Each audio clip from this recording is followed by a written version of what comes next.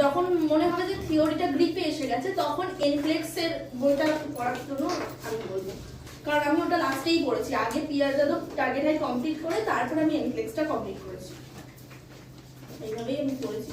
আমি আলাদা করে ওয়েস্ট বেঙ্গলের জন্য কোনো প্রিপারেশন নিইনি। कितने आवर आप कोचिंग के साथ और कोचिंग के बाद कितने आवर सेल्फ स्टडी करते थे?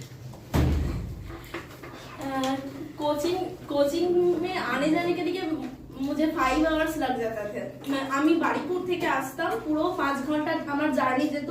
এখানে আমি 3 থেকে 4 ঘন্টা পড়তাম, গিয়ে আমি রাতে যেটুকু পড়িয়েছে থিওরি কমপ্লিট করতাম। পরের দিন আমাদের ফার্স্টের দিকে ইভিনিং ক্লাস হতো, পরের দিন সকালে আমি মানে যে পিয়ার যাদব ছিল সেটা থেকে কোয়েশ্চেন সলভ করতাম, করে আমি আসতাম। মানে ওই পার্টিকুলার যে টপিকটুকু ওই দিনে করিয়েছিল সেইটুকু পার্টিকুলার টপিকেরই আমি ওই দিনই কমপ্লিট করে তারপরে আসতাম।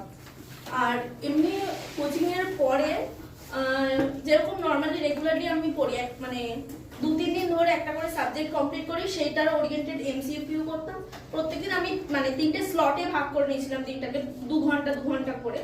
2 ঘন্টা থিওরি করতাম, 2 ঘন্টা কোয়েশ্চেন করতাম, এরকম করে 2 ঘন্টা টেস্ট সিরিজের আমি टाइम स्पेंड करता हूं। एरकम করে आपकी लाइफ में कोचिंग का कितना रोल प्ले है? बहुत ज्यादा, इसका ही तो रोल है, इसलिए तो मैं यहाँ पर मैंने आ पहुंची। Very good. अभी तक इसलिए मुझे नॉर्थ से क्लियर करना है। राइट। सिलेक्शन होने के बाद भी मैं क्रैश कोर्स में आई हूँ इसलिए।